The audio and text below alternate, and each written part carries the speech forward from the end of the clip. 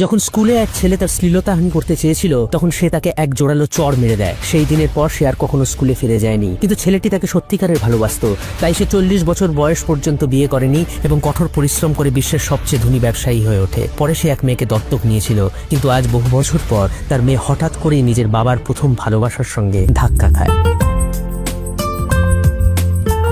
সাবধানে মা, ঠিক আছো তো? হ্যাঁ আন্টি, আমি একদম ঠিক আছি। এই হিলটা না, thank you so much aunty, আমায় পড়ে যাওয়া থেকে বাঁচালেন। মা, মানুষের ধর্ম যে মানুষকে সাহায্য করা। আমি আমার ধর্ম পালন করেছি। সাবধানে থেকো। ও এক্সকিউজ মি আন্টি, ওই আমার একটা কথা জিজ্ঞেস করার ছিল যে আপনি কি ম্যারিড বা কোনো বয়ফ্রেন্ড? তোমরা আজকালকার ছেলে মেয়েরাও না, জানতেই যখন চাইছো তখন বলি আমি ডিভোর্সি, কিন্তু হঠাৎ এই প্রশ্ন। ওই অ্যাকচুয়ালি আন্টি, আমি আসলে জিজ্ঞেস করতে চাইছিলাম, যদি আপনি জীবনে আবার একবার ভালো লাইফ পার্টনার পান তাহলে কি দ্বিতীয়বার বিয়ে করতে চাইবেন?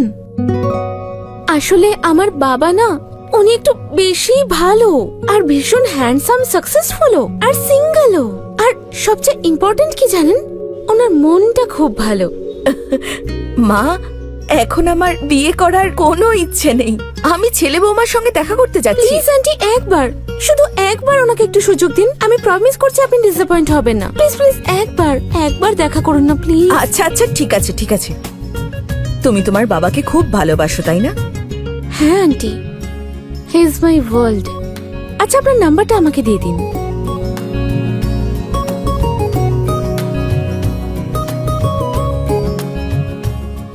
Thank you. আসছি আমি। ওকে।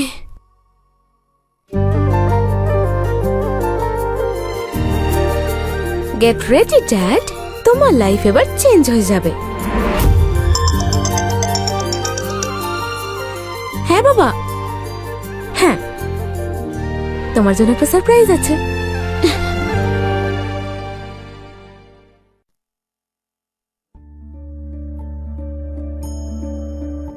বাহ বাবা, বাড়ি তো খুব ভালো বানিয়েছিস তুই। আর তুই বলতো, কেমন আছিস? তোমার আশীর্বাদে ভালো আছি মা।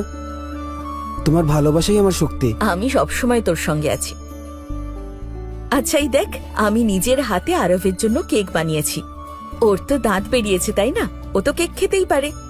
চল, আরবের কাছে নিয়ে চল আমায়। চলো। দাঁড়াও, তুমি কি আমার ছেলেকে মারতে চাও? যারা, এটা কি করছো? মা তো শুধু কেক। আমি থার্ড ক্লাস মহিলাকে খুব ভালো করে চিনি, যে রোড সাইডে ফুড স্টল দিয়ে থার্ড ক্লাস সব খাবার বিক্রি করে। ওখান থেকেই এনেছে হয়তো এসব জঘন্য খাবার।